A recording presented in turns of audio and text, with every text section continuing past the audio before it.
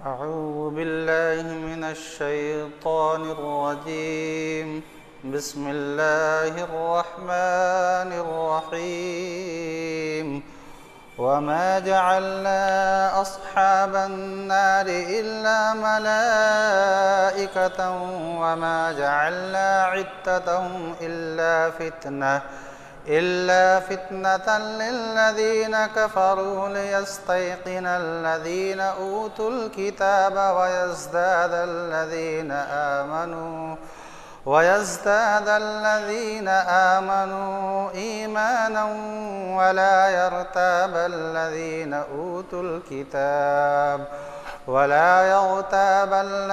أوتوا الكتاب والمؤمنون وليقول الذين في قلوبهم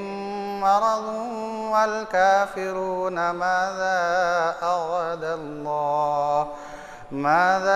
أراد الله بهذا مثلا كذلك يضل الله من يشاء ويهدي من يشاء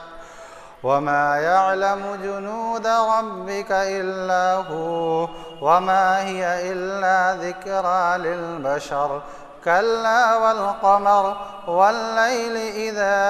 أدبر والصبح إذا أسفر إنها لإحدى الكبر نذيرا للبشر لمن شاء منكم أن يتقدم أو يتأخر۔ یہ سورہ مدثر کی 30 آیتوں کا ترجمہ اور اس کا مختصر سا خلاصہ آپ کے سامنے گزشتہ بدھ میں پیش کیا گیا تھا، جس میں یہ ہے کہ اللہ رب العزت نے جہنم جو کافروں کا مسکن ہے، مأویٰ ہے، اس کے بارے میں یہ کہا تھا کہ میں ان کافروں کو بالخصوص ولید ابن مغیرہ کے بارے میں آیا تھا کہ ولید ابن مغیرہ کو اپنی اولاد پر اور اپنے مال پر بڑا گھمنڈ ہو گیا تھا، اور اس نے نبی علیہ السلام کے بارے میں بڑی سوچ سمجھ کر کے ایک رائے قائم کی تھی کہ محمد کو شاعر مت کہو، اس لیے کہ ان کا جو کلام ہے، یہ جو کلام پیش کرتے ہیں قرآن، یہ شعر کے کسی وزن پر فٹ نہیں آتا ہے، لوگ جو ہے اس کو جھٹلا دیں گے، اور نہ ان کے کلام کو کہانت کہو کہ جس طرح سے ہمارے بازاروں گلیوں کوچوں میں کچھ بیٹھے رہتے ہیں بھیک مانگنے والے اور ہاتھ دیکھ کر کے کہتے ہیں کہ ایسا ہوگا ویسا ہوگا، تو ایسی بھی بات نہیں ہے محمد کی، لہذا کاہن بھی مت کہو، اور محمد کو تم پاگل بھی مت کہو، مجنون بھی مت کہو، ہاں اگر کہہ سکتے ہو محمد کو تو ساحر کہہ لو، ساحر معنی جادوگر، کیونکہ ان کے کلام کے اندر جادو جیسا اثر ہے کہ جو ان کے کلام کو سنتا ہے وہ ان پر ایمان لے آتا ہے، اور جب ایمان لے آتا ہے تو باپ کافر ہے اور بیٹا مسلمان ہو گیا، یا باپ مسلمان ہو گیا بیٹا کافر ہو گیا، تو اس طرح سے دونوں دوسرے سے جدا ہو جاتے ہیں، جیسے جادوگر اپنے جادو سے دو لوگوں کو جدا کر دیتا ہے، اس طرح سے محمد کا کلام دو لوگوں کو جدا کر دیتا ہے تو اللہ رب العزت نے کہا کہ میں اسے جو ہے جہنم میں داخل کروں گا، اور جہنم کی خطرناکی کو بتاتے ہوئے کہا تھا کہ وما ادراک ما سقر، جہنم کیا چیز ہے پتہ بھی ہے، پھر اللہ تعالیٰ نے خود ہی بتایا تھا لا تبقی ولا تذر، کہ جہنم میں جو جائے گا، جہنم جو ہے اس کے جسم کے ایک ایک حصے کو جلا کر کے راکھ کر دے گی، اور جو جہنم سے باہر کافر ہے ایسا نہیں ہے کہ وہ بھاگ جائے گا، جہنم اسے بھی کھینچ کر کے اپنے اندر داخل کر لے گی، لا تذر، وہ بچ نہیں پائے گا، اور جہنم انسان کی کھال کو جلا کر کے لواحۃ للبشر، جلا کر کے کھال کو راکھ کر دے گی، علیہا 19، اور اس جہنم کے اوپر نگرانی کرنے کے لیے، جہنمیوں کو سزا دینے کے لیے اللہ تعالیٰ نے 19 زبردست جو ہے فرشتے متعین کر رکھے ہیں۔ یہ جب آیت علیہا 19 کہ کہ اللہ تعالیٰ نے اس جہنم کے اوپر 19 فرشتے متعین کر رکھے ہیں۔ جب یہ آیت نازل ہوئی، ابو جہل اور دیگر مشرکین مکہ کے کان کھڑے ہو گئے۔ انہوں نے کہا بھائی 19 بس، ہم اتنے لوگ ہیں جو ہے اور ان کے 19 ہی ہوں گے۔ بتاؤ تم لوگوں میں سے 10-10 کی ایک جماعت ہوگی اور ایک ایک فرشتے کو نہیں دیکھ سکتے ہو؟ اس میں سے ایک کلہ تھا جس کو ابو الاشدین کہا جاتا تھا، پہلوانوں کا باپ کہا جاتا تھا۔ اس کافر نے نبی علیہ السلام سے پہلوانی بھی کی اور اس نے کہا تھا کہ محمد اگر ہمیں کشتی میں پچھاڑ دو گے تو ہم ایمان لے آئیں گے۔ اور ایک مرتبہ نہیں، کئی مرتبہ نبی علیہ السلام نے اسے اٹھا کے پٹک دیا جو ہے۔ لیکن ایمان جو ہے ایسا ہے کہ ہم لوگوں کے لیے بے حیثیت چیز ہے نا۔ جن کے گھروں میں ایمان نہیں ہے اور جہنم میں جلیں گے، ان سے پوچھئے ایمان کی قدر و قیمت۔ ابو طالب جو آپ کے چچے تھے، ان سے پوچھئے ایمان کی قدر و قیمت۔ تو اللہ کے نبی نے اٹھا کے پٹک دیا، لیکن ایمان مقدر نہیں تھا۔ اس کافر نے یہ بات کہی تھی، روکانا بھی ہے، حضرت رکانہ ابن یزید رضی اللہ، یہ بھی پہلوانی کرے تھے، لیکن جب حضور نے آپ کو پٹک دیا تو یہ سمجھ گئے کہ یہ عام جو ہے انسان کے بس کی بات نہیں ہے جو مجھے پٹک دے جو ہے، ان کے اندر کچھ غیبی مدد ہے۔ کیونکہ نبی علیہ السلام کو جو طاقت دی گئی تھی وہ 40 جو ہے جنتی مردوں کی طاقت تھی جو ہے۔ کوئی ایک جو کہتے ہیں کہ عام آدمی، کوئی آدمی انسان نبی کو پٹک دے جو ہے، یہ بہت مشکل تھا جو ہے۔ تو رکانہ ابن یزید جب پٹکے گئے ہیں تو انہوں نے کہا کہ میں آپ پر ایمان لے آتا ہوں جو ہے، لیکن یہ ایمان نہیں لایا۔ اس نے کہا کہ بھائی دیکھو 17 کو میں دیکھ لوں گا، اللہ نے کہا، قرآن کہہ رہا ہے ان کا 19، تو 17 کو میں دیکھ لوں گا، 2 کو تم دیکھ لینا۔ اللہ تعالیٰ نے آگے اسی کا جواب دیا کہ وَمَا جَعَلْنَا أَصْحَابَ النَّارِ إِلَّا مَلَائِكَةً، یہ 19 آدمی نہیں ہیں، 19 فرشتے ہیں، اور ایک فرشتہ بھی جو ہے اللہ نے اس کو اتنی طاقت دی ہے کہ تمام انسان اور جناتوں کو پیس کر کے رکھ دے۔ تو یہ 19 ہیں، اور 19 تو صرف یہ سربراوردہ جو بڑے قسم کے فرشتے ہیں، ان کی خدمت کے لیے، ان کی مدد کے لیے جو اور ہوں گے ان کی تعداد اللہ ہی بہتر جانتا ہے۔ کیونکہ جنت کے اندر فرشتے کی تعداد، فرشتوں کی تعداد بے شمار ہے۔ خود اللہ کے نبی نے کہا کہ جب میں معراج میں گیا تو بیت المعمور جو 7ویں آسمان سے اوپر ہے، میں نے دیکھا کہ 70,000 فرشتے جو ہے اللہ تعالیٰ کی عبادت جو ہے کرتے ہیں، اور جو 70,000 فرشتے ایک دن عبادت کر لیتے ہیں، دوسرے دن پھر وہ دوسرے آتے ہیں، اور یہ سلسلہ جو ہے جاری ہی رہتا ہے اور یہ سلسلہ ختم نہیں ہوتا۔ تو فرشتوں کی تعداد کتنی ہے وہ اللہ ہی کو بہتر معلوم ہے۔ تو یہ 19 کی تعداد سے دھوکہ نہیں ہونا چاہیے، اور اللہ تعالیٰ نے کہا کہ یہ 19 فرشتے ہیں، کوئی انسان نہیں ہے کہ تم جو ہے دعویٰ کر رہے ہو کہ ہم 17 کو دیکھ لیں گے جو ہے باقی 2 کو تم دیکھ لینا۔ وَمَا جَعَلْنَا أَصْحَابَ النَّارِ إِلَّا مَلَائِكَةً، اے کافروں سن لو، ہم نے جہنمیوں کے لیے جو نگراں متعین کیا ہے، ہم نے وہ فرشتوں کو متعین کیا، انسان کو متعین نہیں کیا ہے۔ اچھا تو پھر اللہ تعالیٰ نے 19 کی تعداد کیوں ذکر کی؟ اللہ تعالیٰ فرما رہے ہیں کہ 19 کی تعداد ہم نے اس لیے ذکر کی تاکہ ایمان والے جو مومن ہیں ان کے ایمان میں اور اضافہ ہو جائے، اور ہم سے پہلے یعنی مسلمانوں سے پہلے ایک اور اہل کتاب والے گزرے ہیں جن کو یہودی کہا جاتا ہے۔ یہ یہودی نہیں جو اسرائیل والے ہیں جو فلسطینیوں پر جو ہے مسلمانوں پر ظلم ڈھا رہے ہیں، یہ تو بالکل دین سے بھٹکے ہوئے ہیں جو ہے، یہ اپنے آپ کو اسرائیلی زبردستی کہتے ہیں جو ہے۔ تو وہ لوگ اہل کتاب میں تھے، یہود اور نصارہ، یہ لوگ بھی جو ہے 19 کی تعداد ان کی کتابوں میں موجود ہے، اور آسمانی کتابوں میں سے تورات اور انجیل ہے۔ تو جب قرآن میں 19 کی تعداد ذکر کی گئی اور جب محمد صلی اللہ علیہ وسلم نے یہ سورت پڑھ کر کے سنائی تو ان یہود نصارہ کو حضرت موسیٰ اور حضرت عیسیٰ علیہ السلام پر ایمان لانے والوں کو یقین ہو گیا کہ محمد کوئی الگ سے بات نہیں بتا رہے ہیں، تو وہی بات بتا رہے ہیں جو ہماری کتابوں میں ہے۔ اور جب وہ تصدیق کریں گے، بات کہیں گے، تو یہ جو اہل ایمان ہے، جو آپ پر ایمان رکھتے ہیں، ان کا ایمان مزید بڑھ جائے گا، کمیت کے اعتبار سے، یعنی مقدار کے اعتبار سے کہ جتنی چیزیں پہلے نازل ہوئی تھی اس پر ایمان لائے، اب ایک مزید چیز نازل ہو گئی اس پر ایمان لائے تو اور ایمان بڑھ گیا، اور کیفیت کے اعتبار سے بھی کہ جو چیز ہم مانتے تھے اسی چیز کی تائید یہ یہودی اور نصرانی بھی کر رہے ہیں۔ اور اللہ فرما رہے ہیں کہ ہاں، یہ جو کافر ہیں مکہ کے، ان کے لیے ایک آزمائش ہے، امتحان ہے کہ یہ کہہ رہے 19 تو بھائی 19 کی تعداد پر تمہیں شک ہو رہا ہے، یہ تمہاری گمراہی کا ذریعہ بنے گا، لیکن مسلمانوں کے ایمان میں اضافہ اور جو یہودی اور نصرانی جن کو پہلے سے کتاب ہے ان کے ایمان میں اضافے کا یہ ذریعہ بنے گا۔ وَمَا جَعَلْنَا عِدَّتَهُمْ، اور ہم نے فرشتوں کی جو 19 تعداد اوپر بتائی ہے، ہم نے اسے کافروں کے لیے ایک آزمائش کا ذریعہ بنایا ہے کہ یہ ان کے لیے آزمائش ہے، یعنی عذاب میں جانے کا ذریعہ، کہ انہوں نے مذاق اڑایا اس کا جو ہے، تو ظاہر سی بات ہے کہ ان کے لیے ایک فتنہ بن گیا، عذاب بن گیا، تاکہ جو ہے اہل کتاب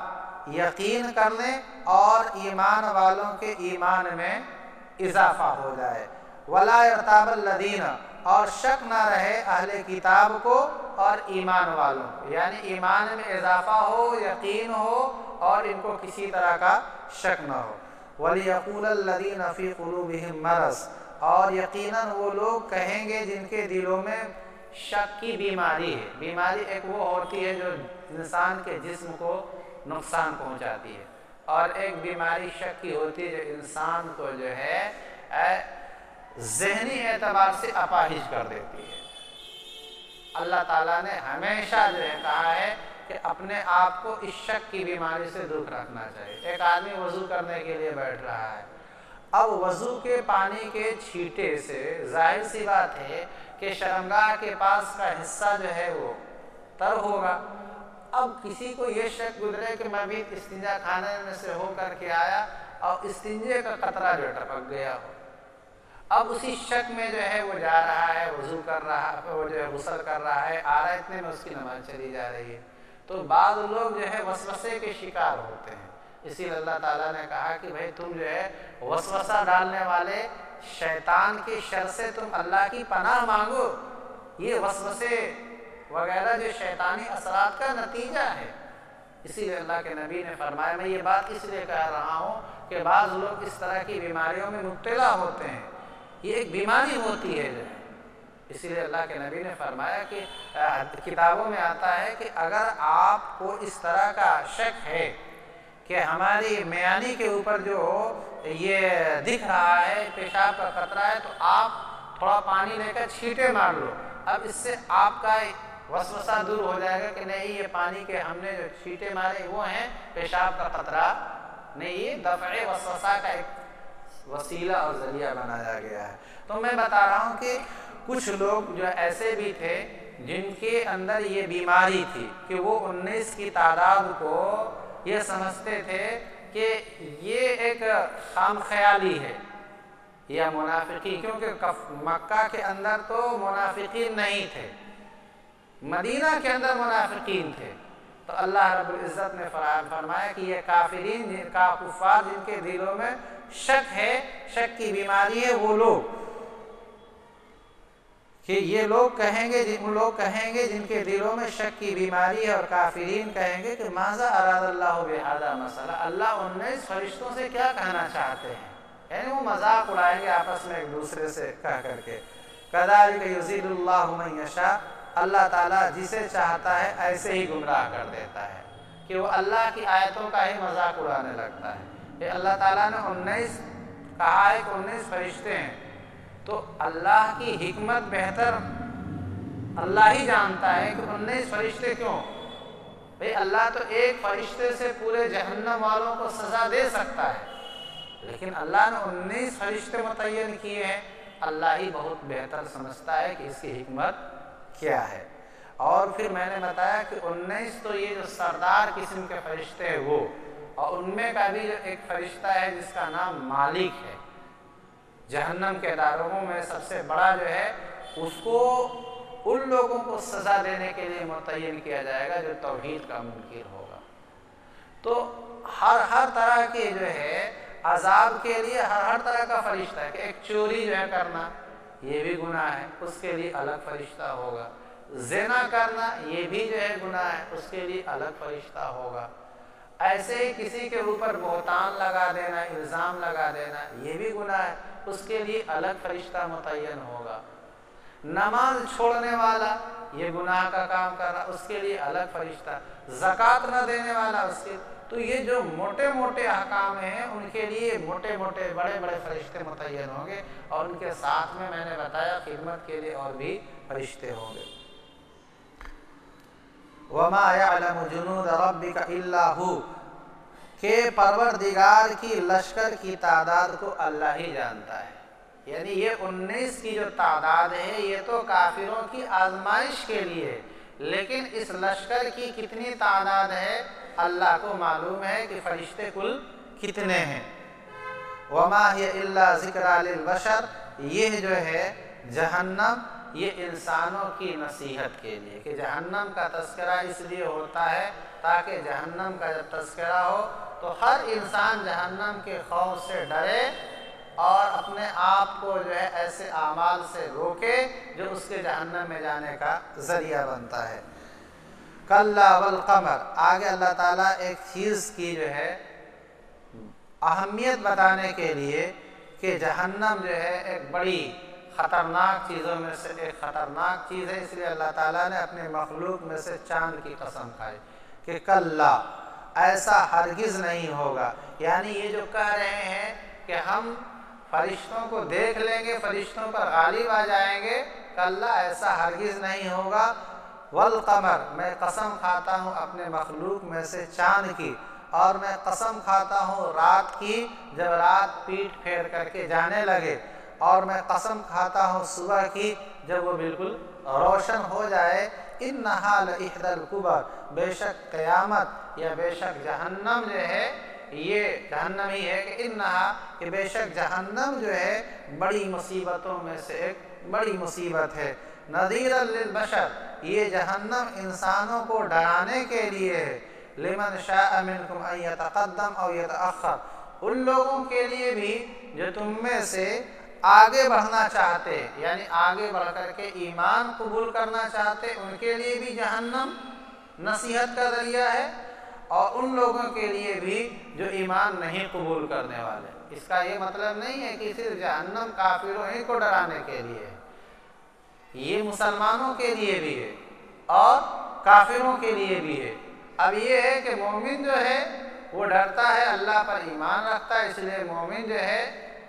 اللہ اسے بچائے کہ جہنم میں جو ہے جائے گا نہیں، اور اگر چلا بھی گیا تو اپنے ایمان کی بدولت جو ہے وہ جہنم سے ایک نہ ایک دن نکل جائے گا۔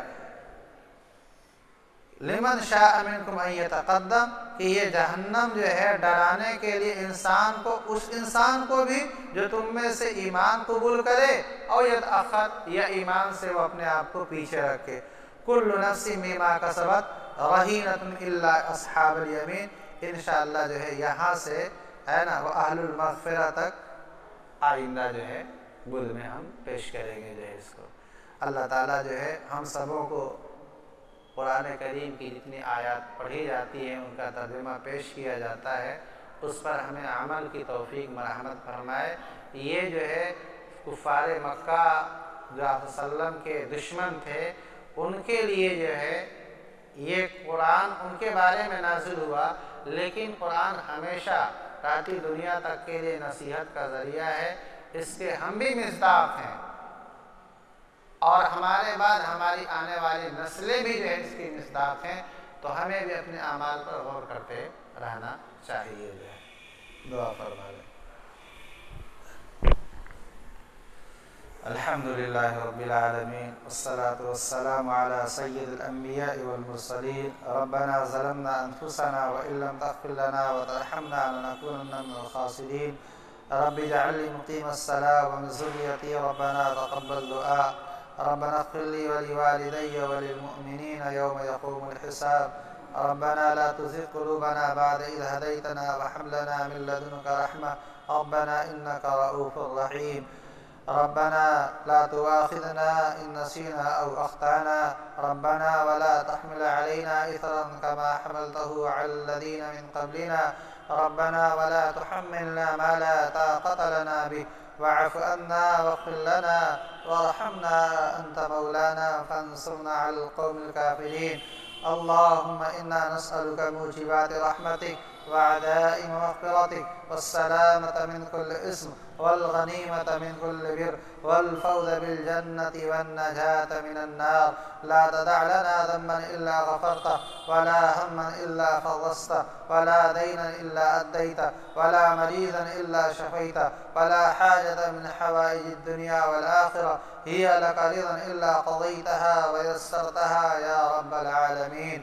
اللهم إنا نسألك من خير ما سألك منه نبيك محمد صلى الله عليه وسلم ونعوذ بك من شر ما استعاذ منه نبيك محمد صلى الله عليه وسلم أنت المستعان وعليك البلاغ ولا حول ولا قوة إلا بالله العلي العظيم اے اللہ ہم سب کے گناہوں کو معاف فرما دیجئے یا اللہ ہم سب کی خطاؤں کو درگزر فرما دیجئے یا اللہ آپ رحمان ہیں یا اللہ آپ رحیم ہیں رحم کا معاملہ فرمائیے یا اللہ آپ کریم ہیں کرم کا معاملہ فرما دیجئے یا اللہ آپ غفار ہیں مغفرت کا معاملہ فرما دیجئے یا اللہ آپ ستار ہیں پردہ پوشی کا معاملہ فرما دیجئے یا اللہ ہم لوگوں سے جو گناہ رات کے اندھیرے میں یا دن کے اجالے میں ہوئے ہوں یا اللہ چھوٹے گناہ ہوں یا بڑے گناہ ہوں یا اللہ جانے میں ہو گئے ہوں یا انجانے میں ہو گئے ہوں یا اللہ ہم سب تیرے بندے ہیں یا اللہ سچے دل سے یا اللہ ہم اپنے گناہوں سے توبہ کرتے ہیں یا اللہ ہم اپنے گناہوں پر شرمندہ ہیں یا اللہ ان گناہوں کو آئندہ نہ کرنے کا عزم کرتے ہیں یا اللہ ہم سبوں کی مغفرت فرما دیجئے یا اللہ ہم سبوں کی مغفرت فرما دیجئے اے ہمارے پروردگار ہم سبوں کو شیطان مردود کے وسوسے سے یا اللہ اس کے بہکاوے سے محفوظ فرما دیجئے اے ہمارے پروردگار نماز پنجگانہ با جماعت کی توفیق مرحمت فرما دیجئے اے میرے پروردگار مرتے وقت زبان پہ کلمہ نصیب فرما دیجئے اے میرے پروردگار جو کچھ ہم یہاں بیٹھ کر یا اللہ قرآن کریم کا ترجمہ سنتے سناتے ہیں یا اللہ قرآن کریم کی آیت کی تلاوت پڑھتے ہیں یا اللہ سنتے ہیں یا اللہ اس کو ہمارے لیے ذخیرہ آخرت بنا دیجئے یا اللہ اس کو ہماری قبر کے اندر سفارش کا ذریعہ بنا دیجئے یا اللہ منکر نکیر کے سوالوں کی جواب کے لیے سہولت کا ذریعہ بنا دیجئے یا اللہ ہمارے اس پڑھنے کو سننے کو سنانے کو یا اللہ ہماری سفارش اور ہماری بخشش کا ذریعہ بنا دیجئے اے ہمارے پروردگار ہمارے وہ مسلمان بھائی جو قرآن کی تعلیمات سے نبی علیہ السلام کی احادیث کی تعلیم سے کوسوں دور ہیں یا اللہ ان کو قرآن کریم سے جڑنے والا نبی علیہ السلام کی حدیثوں سے جڑنے والا بنا دیجئے اے ہمارے پروردگار پوری دنیا کے اندر جہاں جہاں مسلمان پریشان حال ہیں یا اللہ ان کی پریشانیوں کو دور فرما دیجئے یا میرے پروردگار بالخصوص ظالم اسرائیل کی آپ ہی خبر لے لیجئے یا اللہ پوری دنیا خاموش تماشائی بنی ہوئی ہے یا اللہ مظلوم بے سہارا یتیم بیوہ عورتیں یا اللہ چھوٹے چھوٹے خون میں نہاتے بچوں کا کوئی مددگار نہیں ہے یا اللہ آپ ہی ان کی خبرگیری فرمائیے یا اللہ وہ آپ کے بنائے ہوئے قبل اول کی حفاظت کے لیے یا اللہ تیرے نبیوں کی سرزمین پر ڈٹے ہوئے ہیں یا اللہ اوپر سے گولے بم برسائے جا رہے ہیں یا اللہ پھر بھی وہ ہٹنے کو تیار نہیں ہے۔ یا اللہ کافروں کے سامنے نہتے ہوئے سہارے یا اللہ ڈٹے ہوئے ہیں، یا اللہ آپ ان کی مدد فرمائیے۔ یا اللہ جس طرح سے آپ نے ابرہہ کی جو ہے ہاتھیوں پر، یا اللہ اس کے لشکر کے اوپر یا اللہ ابابیل پرندوں کے جھنڈ بھیجے تھے، یا اللہ آپ یا اللہ آج ایسا دکھا دیجئے یا اللہ تاکہ دنیا کے کافروں کو، مشرکوں کو، ظالموں کو یا اللہ یقین ہو جائے کہ یا اللہ تیری قدرت ہمیشہ سے یا اللہ مظلوموں کے ساتھ رہی ہے، یا اللہ تیری مدد ہمیشہ مظلوموں کے ساتھ رہی ہے۔ اے میرے پروردگار جو کچھ ہم سے مانگنے میں غلطیاں ہو گئی ہوں یا اللہ انہیں معاف فرما دیجئے، یا اللہ ہمیں مانگنے نہیں آتا، یا اللہ ہمیں مانگنے کا سلیقہ عطا فرما دیجئے، یا اللہ جو کچھ ہم نے مانگا آپ اسے بھی عطا فرما دیجئے، جو کچھ مانگنے سے رہ گیا آپ اللہ اسے بھی عطا فرما دیجئے۔ اے ہمارے پروردگار نبی علیہ السلام نے خیر کے لائن سے جتنی بھی دعائیں مانگی ہیں یا اللہ ان میں ہمارا بھی حصہ متعین فرمائیے، یا اللہ جن شرور و فتن سے نبی علیہ السلام نے پناہ مانگی ہے یا اللہ ان سے ہماری حفاظت فرما دیجئے، یا اللہ ہمارے درمیان بچے بھی ہیں، بوڑھے بھی ہیں، جوان بھی ہیں، یا اللہ ان کے سینوں میں طرح طرح کے تقاضے ہیں، یا اللہ آپ ان کے تقاضوں ان کی حاجتوں کو بہتر سمجھتے ہیں، یا اللہ آپ ہی ان کی حاجتوں کو تقاضوں کو پورا کرنے والے ہیں، یا اللہ غیب سے آپ ان کی جائز تمناؤں کو مرادوں کو پورا فرما دیجئے، یا اللہ ان کی رشتہ داروں میں یا یہ بھی ان میں جو بھی بیمار ہوں یا اللہ ان کو شفاء عاجلہ دائمہ مستمرہ عطا فرما دیجئے۔ صلی اللہ تعالی علی خیر خلقہ محمد و آلہ و صحبہ اجمعین برحمتک یا ارحم الراحمین۔